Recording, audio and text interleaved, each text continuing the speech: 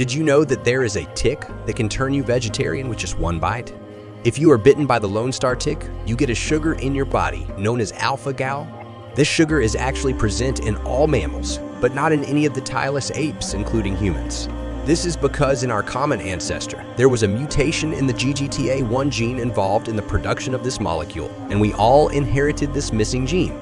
When this sugar enters your bloodstream along with other molecules carried by the tick, your defense system immediately starts producing antibodies.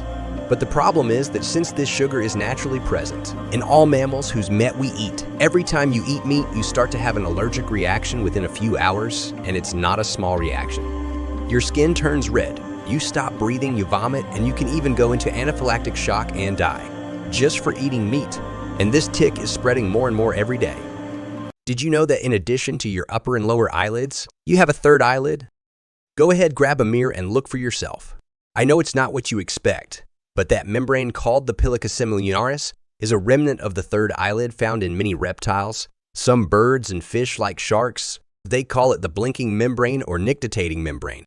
Because unlike the other two eyelids, this third eyelid is more transparent. The animal can still see when it is pulled over the eye. So for example, underwater, they can protect their eyes and still see a little bit of their surroundings.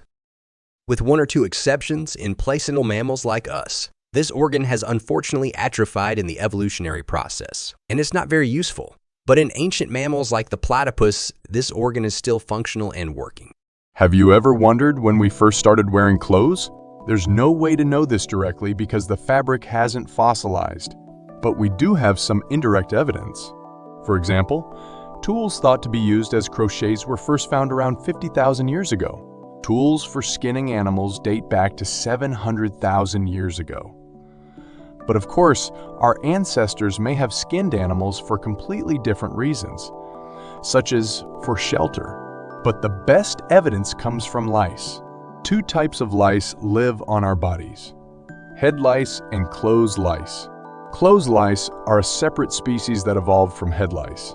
And yes, as you might have guessed, the first time they evolved was probably around the time we started wearing clothes.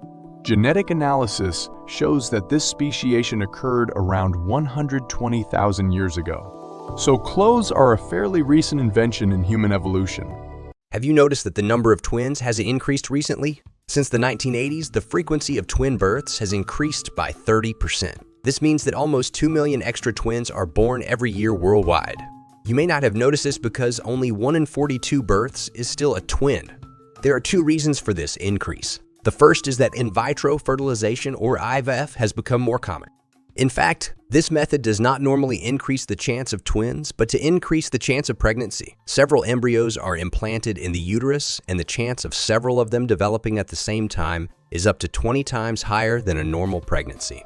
The second reason is that new generations are having babies later and later, and the chance of giving birth to twins increases with age. Has anyone in your circle recently given birth to twins? Write in the comments. Our perception of time is really bad. Let me give you a couple of examples. Think of two iconic dinosaurs, Stegosaurus and T-Rex. The time difference between when these two lived is greater than the time difference between T-Rex and your birthday. Or the birthday of Cleopatra, the famous queen of ancient Egypt, is closer to the year man set foot on the moon than it is to the construction of the Egyptian pyramids. Also, mammoths were still living on the island of Wrangel when the pyramids were built. The invention of Coca-Cola and the official founding of modern-day Italy are 5 years apart.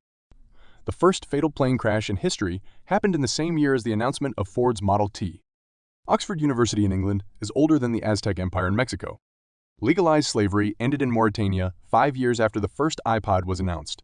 Why do these insects come to the light?